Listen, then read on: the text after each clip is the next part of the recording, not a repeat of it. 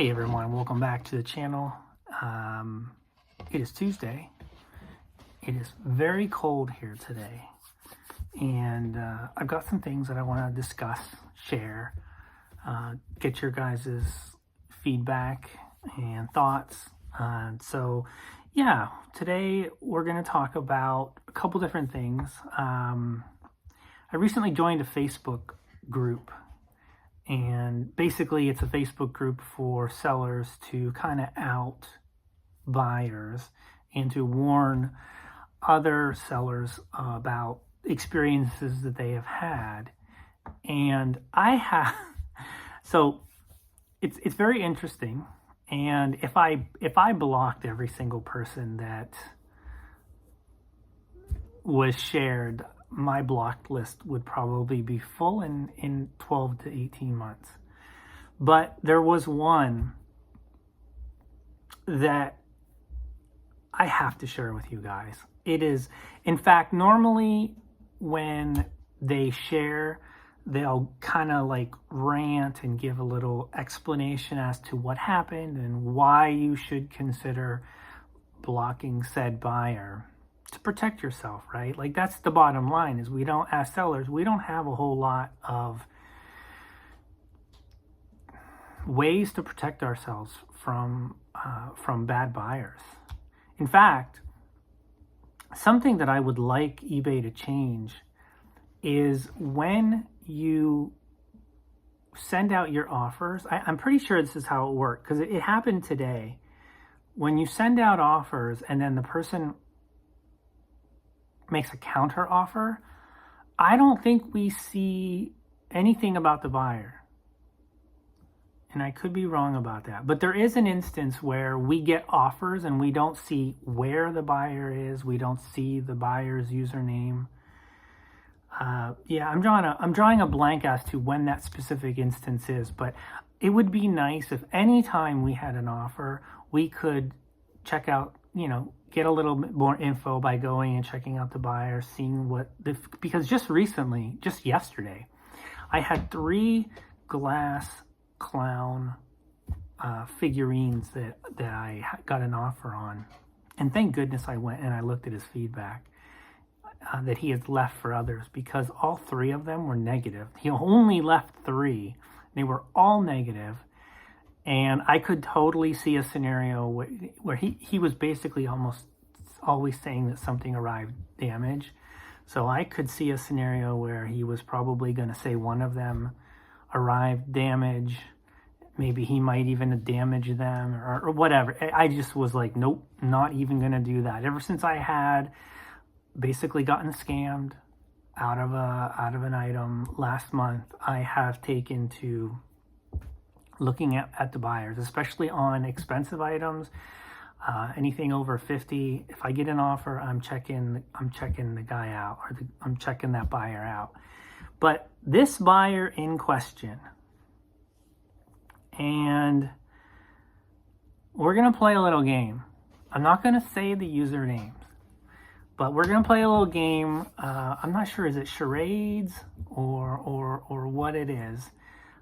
But there's 3 parts to the name,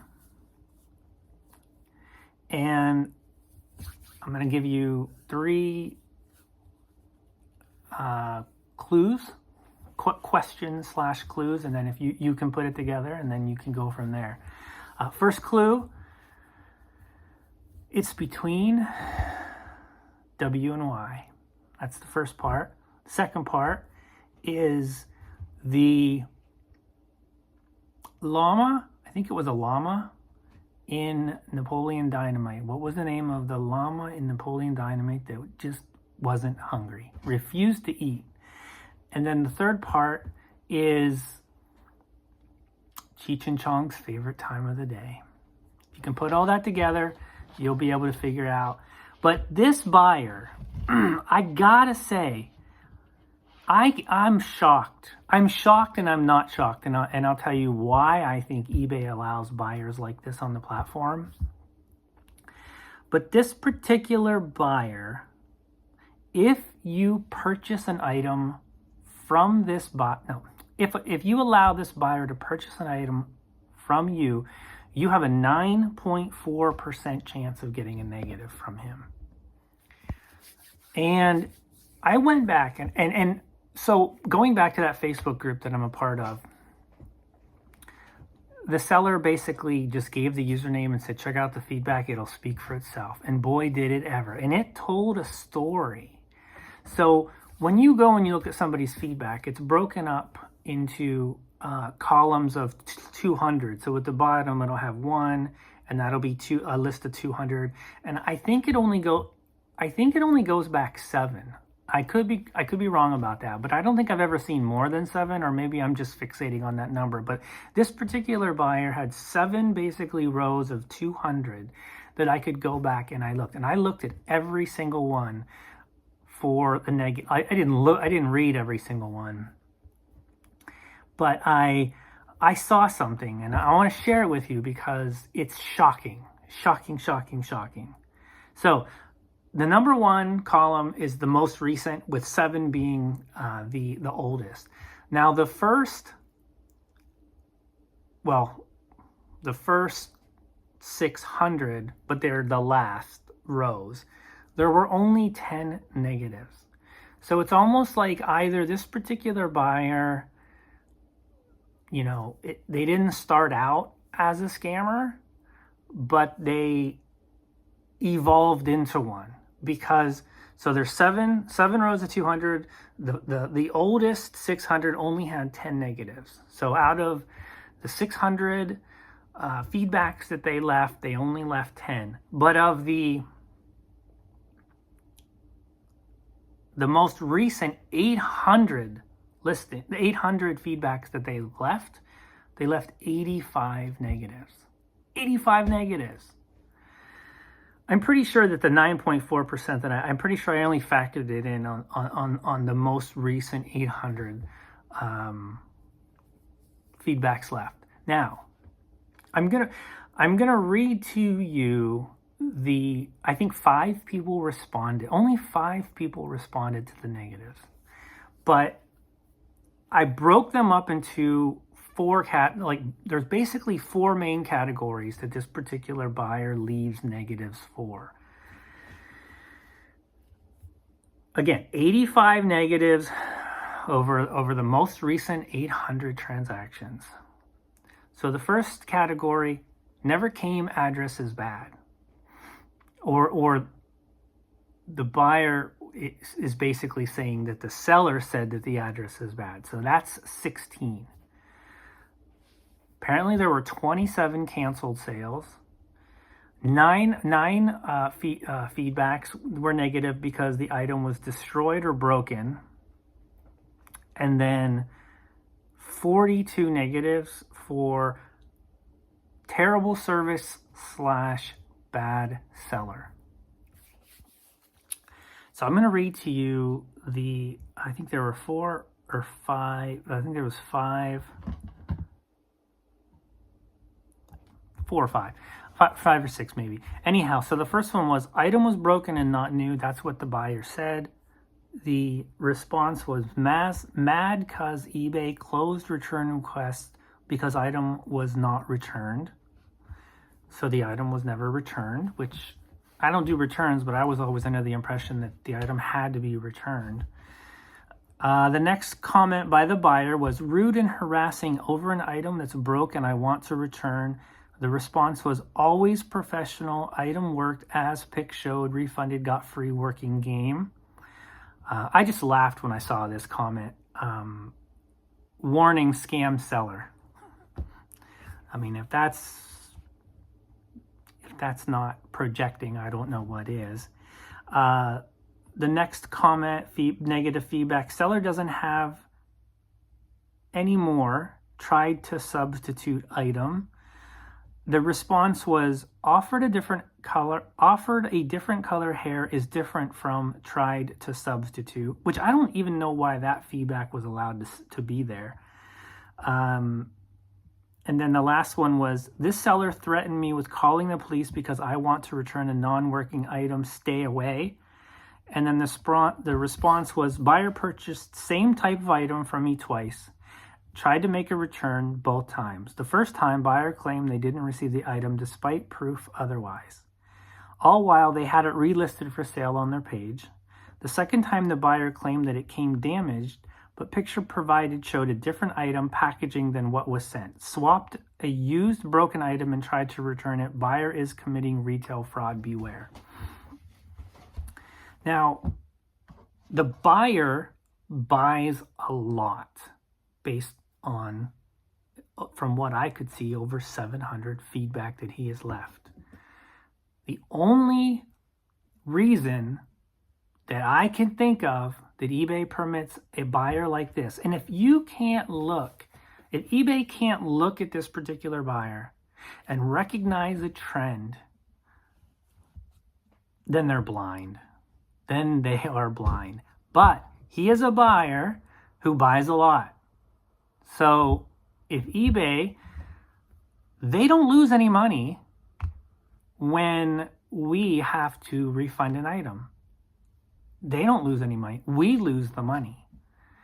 But then they make all that money on all of the other transactions. But it is a bad seller experience. But you never hear about that. You never hear about the seller's experience. It's always about the buyer's experience.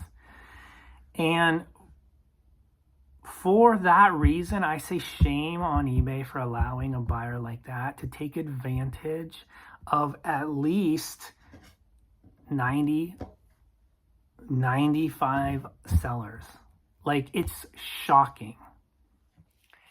Okay, so I want to tell another story about somebody that I know personally that it's very similar to this last comment, where this seller was dealing with a fraudulent buyer who happened to live in a foreign country, like in somewhere in Asia.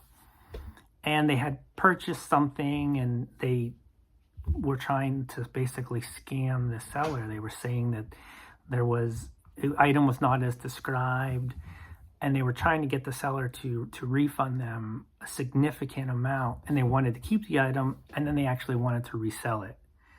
Now, I don't do returns, but apparently the rule is, and somebody can correct me if I'm wrong, because like I said, I'm retelling a story that's not my own, but I was told by this particular seller, and this particular seller is very good at reading terms of service and identifying things. And so basically, if you sell something to somebody who is in another country through a freight forwarder, apparently, if you can prove that the buyer does not reside inside the United States, then they actually waive their right to return, and you can actually get your INAD removed. The problem is that you have to, through messaging, get them to say that they don't live in the United States. It's not enough to go to eBay and say, well, you can see that their country of origin is Cambodia. Because eBay will come back and say, well, there's no way to know that that particular person hasn't moved to the address, wherever that freight forwarder is. Let's say it's in Florida. There's no way to know beyond a shadow of a doubt that freight forwarder, or that buyer has not moved to Florida and now lives there and just has their items shipped there. But apparently once you ship it to a freight forwarder, there's something in there that, basically it's in another person's hands, in between the freight forwarder and the destination that it's going to, that something could happen to it that is out of your control.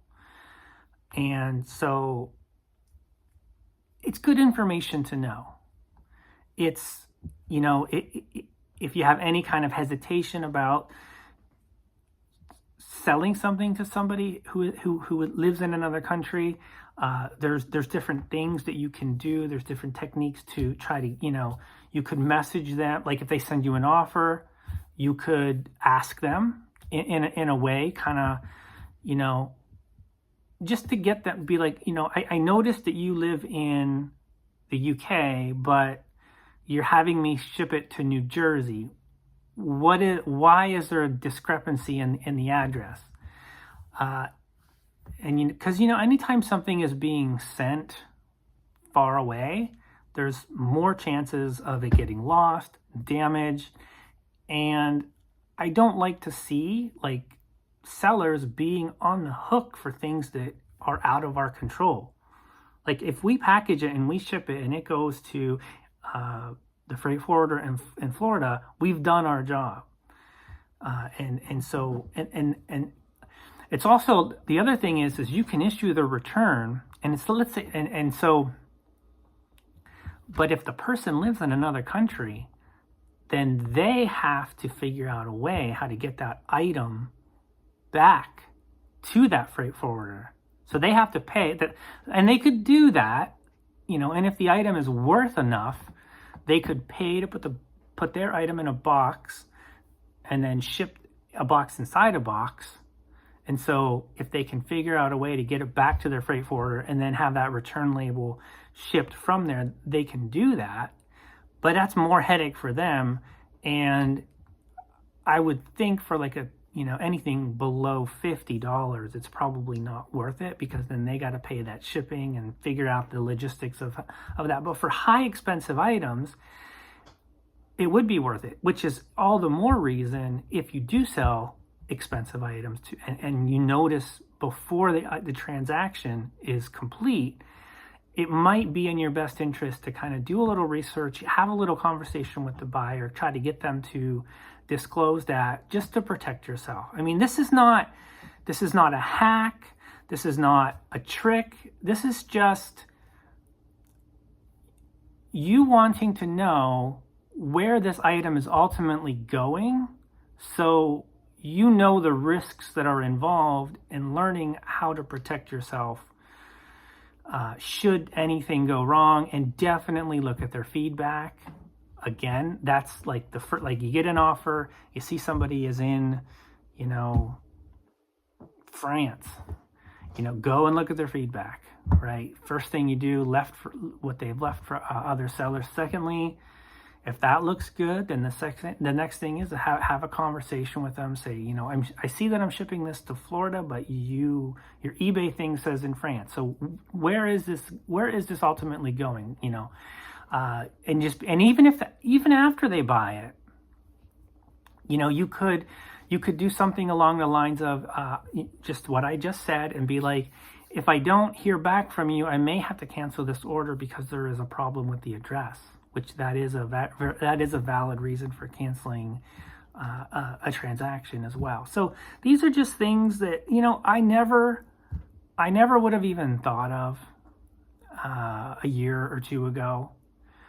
But with some of the things that I see with feedback and how sellers are just not really being taken care of from that standpoint, like why some of these negative feedbacks. I mean, I see negative feedbacks all the time that I'm just like, why is that allowed? Like, why did the seller not dispute it?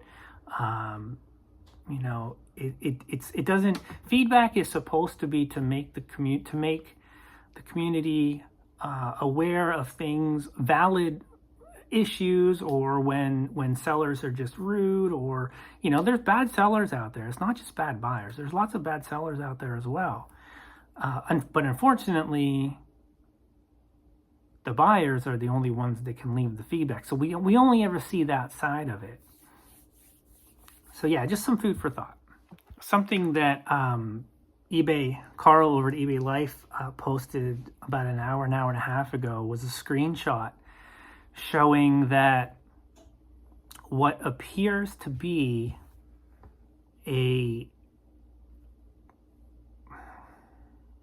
basically you can only promote at 5% now. That's the minimum. He took a screenshot. I think he was maybe trying to adjust his promoted listings rate, or he was just checking it, and it was showing 2.1%. Actually, let me just turn this around so you can see. So here's what I'm seeing, and it's, his is at 2.1, and it's showing that yeah, set an ad cap rate between 5 and 100%. So my question to you guys is, and we all know that they like to test things in the UK. I can tell you what I would do. If they basically force us to promote at 5%, that's the minimum, I'm out. Like I'm already down to, I think I've been saying that I'm at 2.1. I just checked mine. I'm at 2.2. I'm at 2.2 on both of my accounts.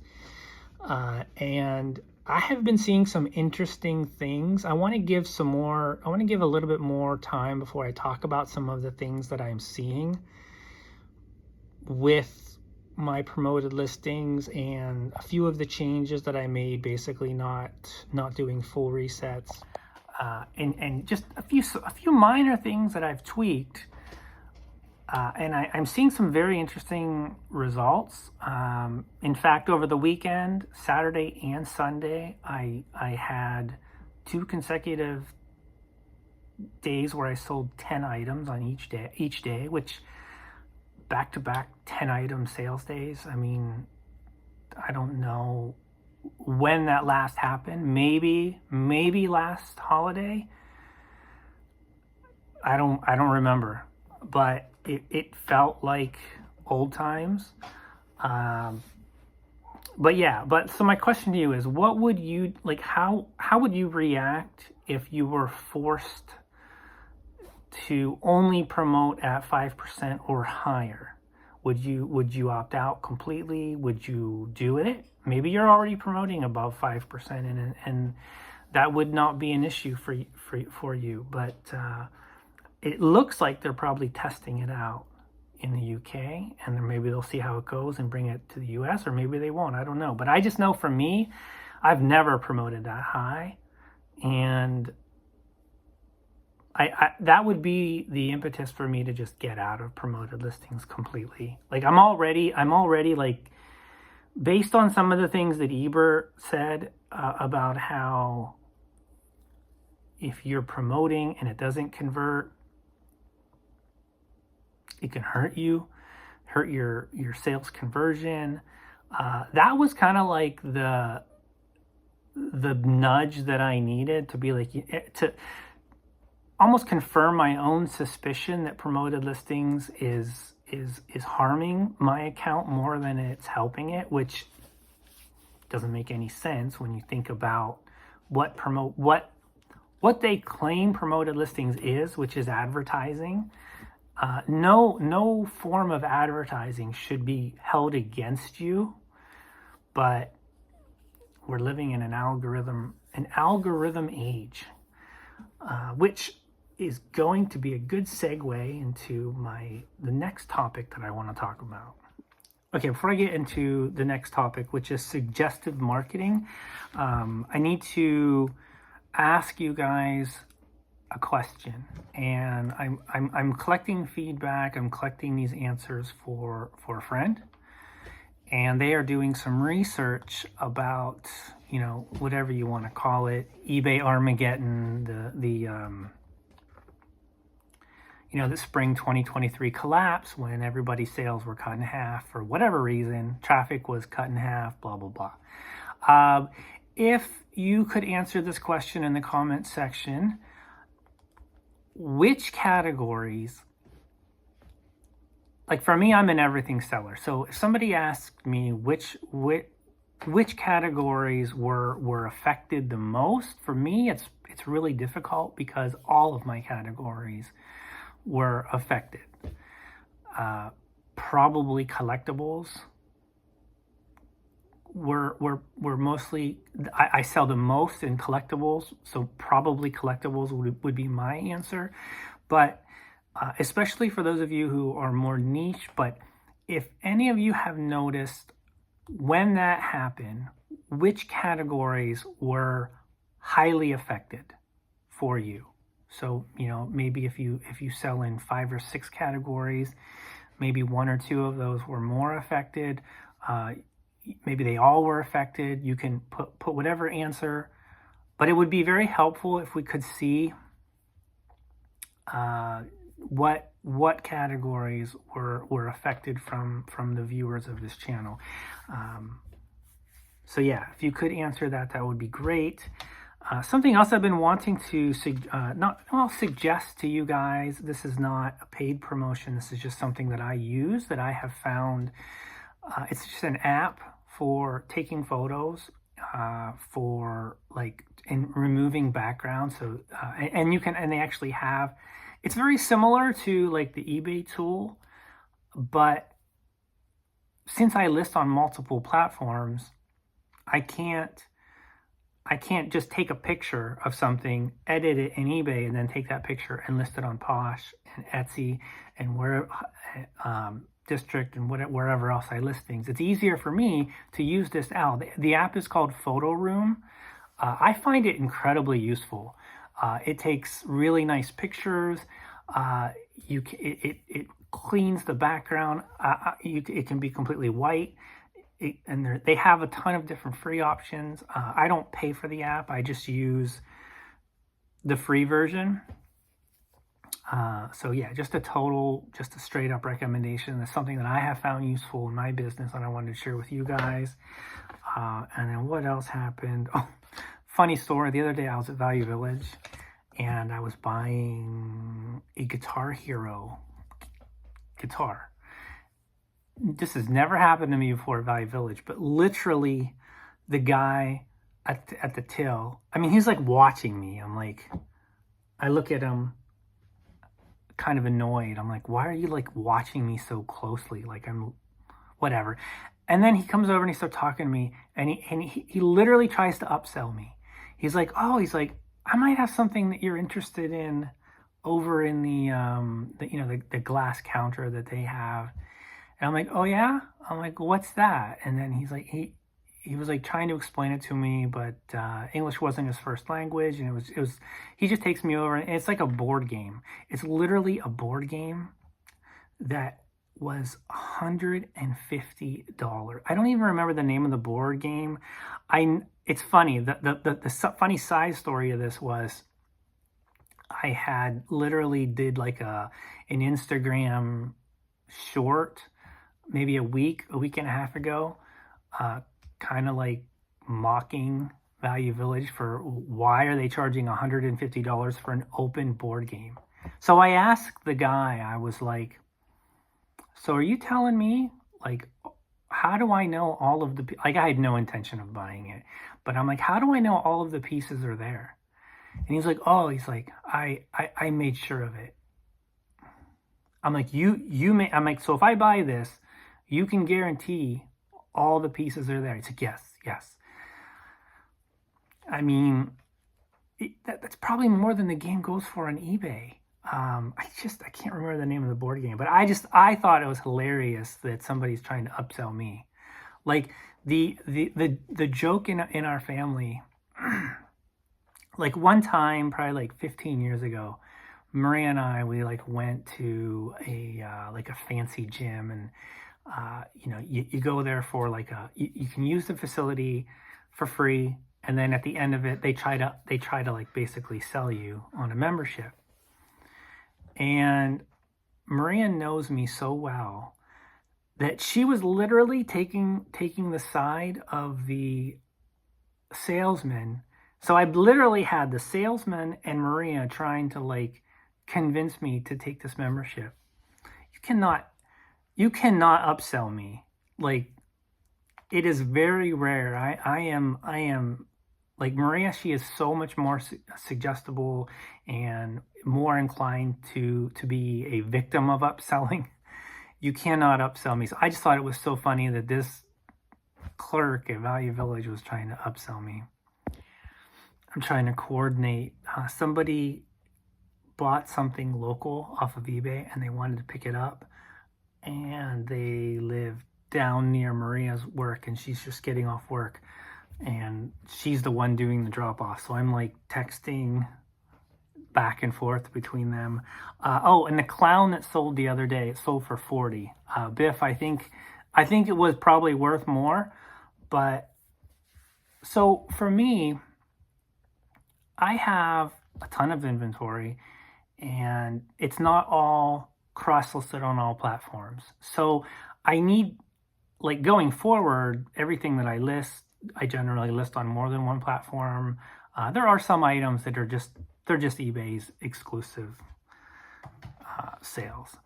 But, I'm trying to get to a point where there's items down, in my storage area that they're only listed on one platform, like maybe eBay Marketplace, and that was a marketplace sale. So items like that, I'm trying to just create space and, get the most visibility on my items as possible, spread out sideways, eBay and then all the other platforms that I sell.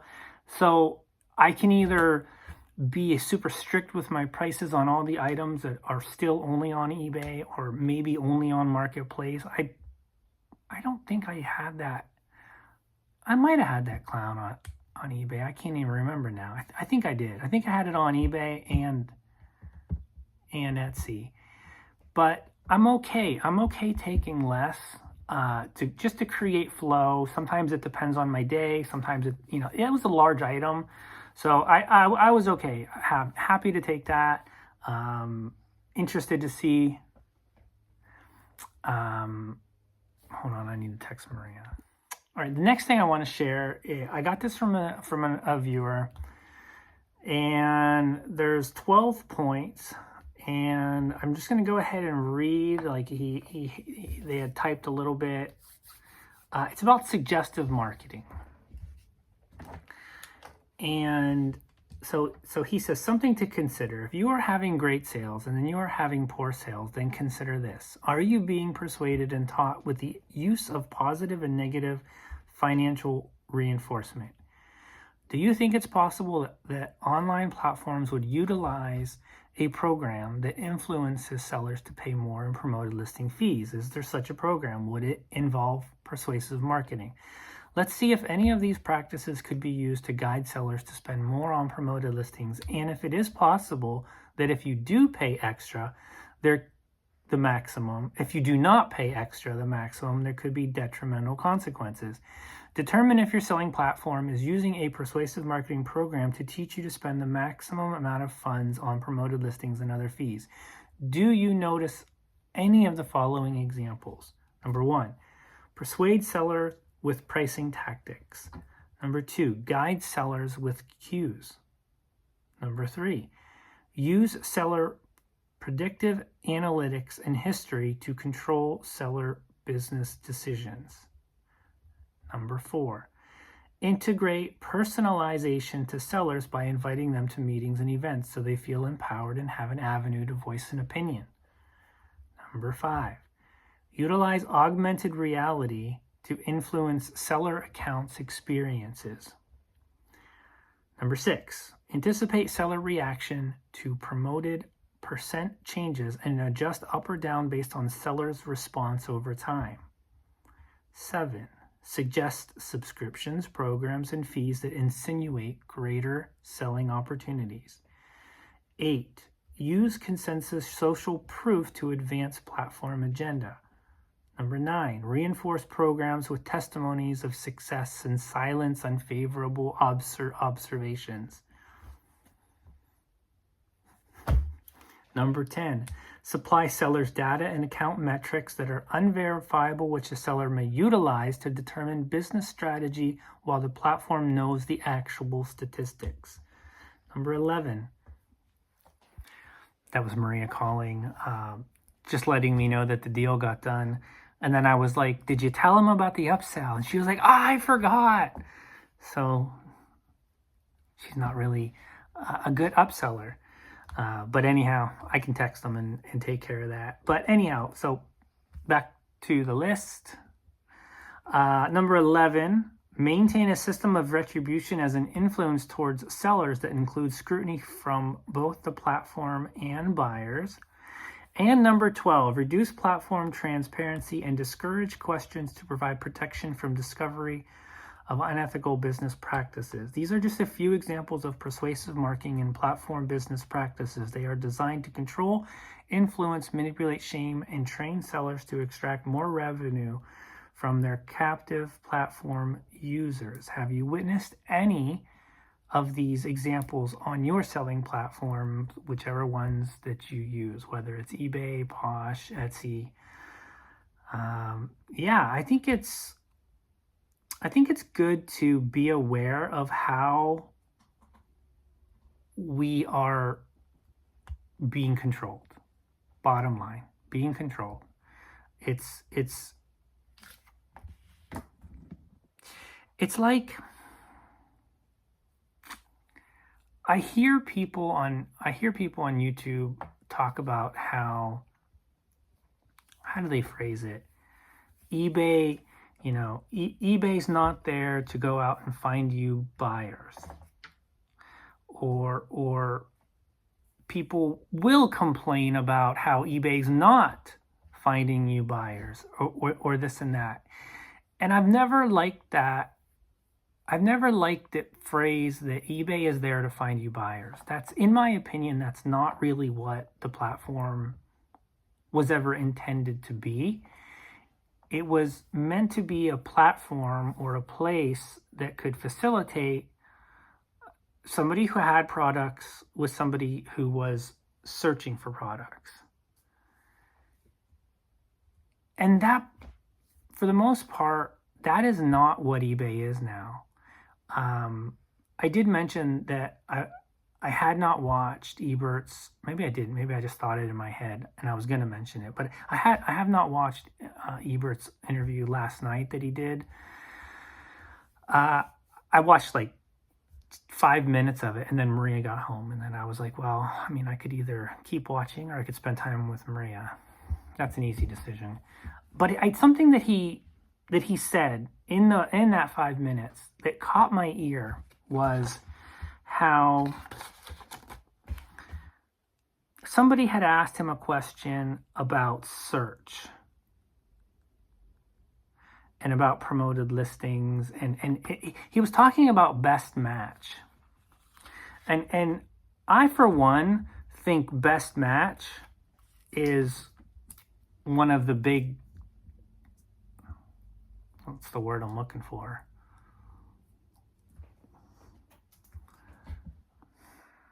I mean, I think best match is a joke to me because of what eBay is throwing out there when you search for items. But Bert said Ebert, I'm not sure, is it Ebert or Bert? Maybe it's Bert.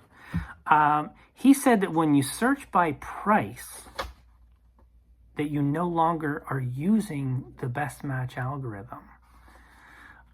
And I thought that was interesting. But he also, on the same tongue, said that only like 10% of the users actually search by price, which I don't know if I believe that. I don't know if that, and I'm not saying that I don't believe that he believes that, but maybe his data is old, given that he's not been there for a while. It's hard. Again, I'm still on the fence about him. He's clearly an eBay fanboy because just the terminology and the way that he vehemently praises and kind of like what eBay does. But that's not to say that some of his information is not like remarkably good or accurate or spot on. I don't know. Again, I haven't watched last night's interview. I do plan on watching it. That's why I wanted to make this video, to get kind of these thoughts out of the way so I can move on to the next. And I've got a couple things that I want to share in the next video already. But I never built my business around needing eBay to go out and find me buyers, right? I just built my business in a way that I put things up that I think other people will find interesting.